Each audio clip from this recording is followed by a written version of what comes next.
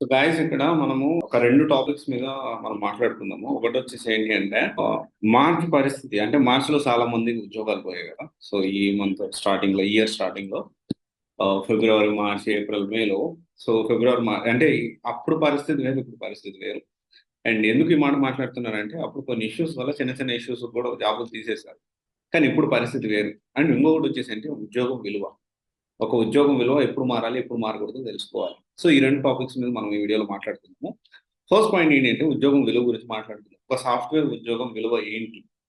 So ఎందుకు ఈ మాట సాఫ్ట్వేర్ అయి ఉండొచ్చు, ఒక ఉద్యోగం విలువ ఏంటి? చాలా మంది వాళ్ళు అంటే ఇప్పుడు రిస్క్ ఎప్పుడు తీసుకోవాలి? ఓకే, నాన్ ఐటీ నుంచి ఐటీకి రావడానికి రిస్క్ ఎప్పుడు తీసుకోవాలి? సో కొంతమంది ఏం చేస్తారంటే 2010, 2012, 2013, 2014 అంటే సిచ్యువేషన్ ఏంటో ఎలా ఉంటుందంటే రిస్క్ తీసుకోవడం కరెక్టే. రిస్క్ తీసుకోవడం కరెక్టే. నాన్ ఐటీ నుంచి ఐటీకి రావాలన్న ఆలోచన కూడా మంచిదే. ప్యాకేజ్ సరిపోవట్లేదు. కానీ రిస్క్ ఎప్పుడు తీసుకోవాలి అప్పుడు తీసుకోవాలి. అంతేగాని ఒక జాబ్‌లో జాయిన్ అయిపోయి హ్మ్. ఎలాగో ఆలోచించకుండా ఒక ఒక జాబ్‌లో జాయిన్ అయిపోయారు. ఆలోచించకుండా జాబ్‌లో జాయిన్ అయిపోయారు. దాంట్లో ఒక కెరియర్ కొంతవరకు బిల్డ్ చేసుకొని ముందుకెళ్ళిపోయారు. ముందుకెళ్ళిపోయిన తర్వాత నేనిప్పుడు రిస్క్ తీసుకుంటా. మీరు ఆలోచించాల్సిన విషయం అంటే మీ ఒక్కరి గురించే కాదు, మీ ఫ్యామిలీ గురించి ఆలోచించాలి. ఇలా చాలా ఉంటాయి. రిస్క్ ఫ్యాక్టర్స్ ఎక్కువుంటాయి. అయినా పర్లేదు నేను రిస్క్ తీసుకుంటా, అది చేస్తా అని చెప్పి ఉన్న కెరియర్‌ని కూడా పోగొట్టుకున్నాం. అండ్ ఒకరు స్టూడెంట్ ఇంకో స్టూడెంట్ నా దగ్గరికొచ్చారు. సో, యాక్చువల్లీ తను గవర్నమెంట్ ఉద్యోగి. నాకు ఈ లైఫ్ నచ్చట్లేదు. నేను సాఫ్ట్‌వేర్ సైడ్ రావాలనుకుంటున్నా. లైఫ్ స్టైల్ నాకిష్టం. సో, బేసిక్ ఏంటి అంటే సాఫ్ట్‌వేర్‌లో బావుంటది. లైఫ్ స్టైల్ బావుంటుంది. అంతా బావుంది. బట్ సాఫ్ట్‌వేర్‌లో సెక్యూరిటీ అనేది ప్రైవేట్ ఉద్యోగం దేంట్లో కూడా ఉండదు. సో, అదైతే చాలా క్లారిటీ. ఈవెన్ దో మనం ఏదో సాఫ్ట్‌వేర్ కెరియర్ గురించి, సాఫ్ట్‌వేర్ కోర్సెస్ గురించి, లేకపోతే వేరే కెరియర్ కౌన్సిలింగ్ గురించి చెప్తుండొచ్చు. But reality this is the reality. అయితే గుర్తుపెట్టుకోండి. ఒక ఉద్యోగం అనేది ఎంత విలువైందంటే అంత విలువైంది. ఒకవేళ నాకు ఉద్యోగం విలువ లేదు.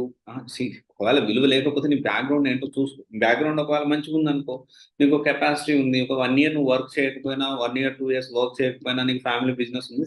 There are many other things for you. Then it is fine. But if you don't have any background, నేను ఇమ్మీడియేట్‌గా మొత్తం రిస్క్ తీసుకుంటానంటే మాత్రం కష్టం. సో, నేను అనుకోవచ్చు చాలామంది మీరు కూడా ఏ బ్యాక్‌గ్రౌండ్ లేకుండా మీరు రిస్క్ తీసుకున్నారు కదా! మీకు వర్కౌట్ అయింది కదా! నాకప్పుడు బాధ్యతలేమి లేవు. నేను రిస్క్ తీసుకున్నప్పుడు ఐయామ్ నాట్ ఎ మ్యారీడ్. నేను మ్యారేజ్ అవ్వలేదు నాకప్పుడు. అండ్ అంటే నేను డబ్బులు తీసుకొనెళ్ళి మా పేరెంట్స్‌కి గాని, ఫ్యామిలీకి గాని ఇచ్చే పరిస్థితి లేదు. సో, వాళ్ళు నన్ను చూసుకున్నారు. సో, అందుకని నేను రిస్క్ తీసుకోగలిగాను. రిస్క్ తీసుకున్న తర్వాత so, somewhat I have succeed and I am in this position. So, ఇదైతే క్లారిటీ. ఉద్యోగం ఎప్పుడు రిస్క్ అంటే నాన్ ఐటీ నుంచి ఐటీకి రావడానికి రిస్క్ తీసుకునేటప్పుడు అంటే ఇది రైట్‌గా రిస్క్ తీసుకోవడం కూడా మనం ఆలోచించి తీసుకోవడం అనేది ఫస్ట్ పాయింట్. అండ్ సిట్యుయేషన్ మారింది.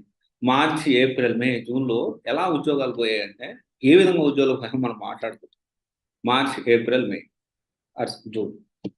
జూన్ నుంచి మళ్ళీ మెల్లగా కాల్స్ స్టార్ట్ అయ్యాయి. జూలైలో కొంచెం స్టార్ట్ అయ్యాయి. ఇంకొంచెం ఆగస్ట్‌లో పెరిగాయి. సెప్టెంబర్‌లో ఇంకా పెరిగాయి. సరే ఇప్పుడు ఇంకా పెరుగుతా ఉన్నాయి. That is whole different thing. ఇప్పుడు కంపెనీస్ కూడా రీహైర్ చేసుకుంటా ఉన్నాయి. ఆల్రెడీ సేల్స్ ఫోర్స్ గాని, మైక్రోసాఫ్ట్, గూగుల్ ఇలాంటి టాప్ కంపెనీస్ కూడా జాబులు తీసేసిన వాళ్ళు రీహైర్ చేసుకున్నారు. That is whole different thing. But ఇక్కడ ఏంటి అంటే సిట్యుయేషన్స్ అక్కడే. అప్పుడు ఎలా ఉండేయంటే వన్ డే ఓవర్‌లాప్ జాబ్ తీసేసేవాళ్ళు.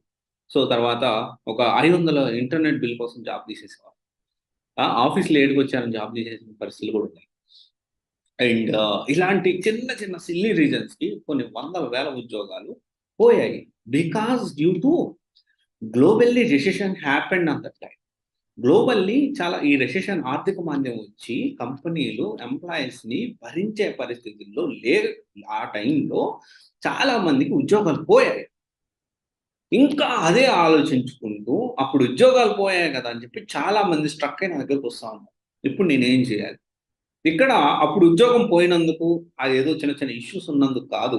ఇప్పుడు కెరియర్ గ్యాప్ వచ్చినందుకు పెద్ద ప్రాబ్లమ్ అయిపోతుంది చాలా మందికి. సో, అర్థం జేసుకోవాలి. అంటే చాలా మంది సిట్యుయేషన్ మారింది. ఇప్పుడు గైస్ అర్థం చేసుకోండి. ఇప్పుడు సిట్యుయేషన్ మారింది. సిట్యుయేషన్ ఎప్పుడు ఒకటేలా ఉంటుంది.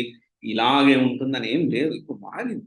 మార్చ్, ఏప్రిల్, మేలో ఎలా సాఫ్ట్‌వేర్ ఉద్యోగాలు పోయాయి అంటే సో, అది అప్పుడు జరిగిపోయింది. Happened. It's almost 6 months now. ఆలోచించండి. ఇంకా నేను అక్కడే ఉంటాను. నేను అక్కడే స్ట్రక్ అయిపోతానంటే కూడా కరెక్ట్ కాదు. నేను వెంటనే ఒకవేళ ప్రాబ్లమ్ అయిపోయింది, అయిపోయింది. ఇప్పుడు అలాంటి పరిస్థితి లేదు. కాల్స్ లేవు మీకు రెజ్యూమ్ పెట్టుకొని రావడం రాకుండా ఎత్తుక్కోవడం, జాబ్ ఎత్తుక్కోవడం రాకుండా సింపుల్గా కాల్స్ లేవు అంటే కాదు కదా.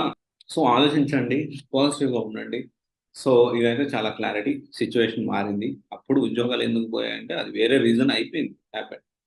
ఇప్పుడైతే ఉద్యోగాలు ఉన్నాయి. ప్రాపర్గా ప్లాన్ చేసుకోండి. టైం వేస్ట్ చేసుకోకండి. కెరియర్ స్టార్ట్ అయిన తర్వాత కెరియర్ గ్యాప్ వస్తే మాత్రం చాలా ప్రాబ్లమ్స్ ఫేస్ చేస్తారు, చెప్తున్నాను. If it is 3 months, fine. If it is 6 months, that is also some what fine. But if it is more than, if you got gap in ever, if more than 6 months, so it is going to be very tough to you to get the job or to restart your career. So think about this. Okay. Thank you. This is Ram signing off. Service Expert Limited, one stop solution for all job oriented courses. Thank you.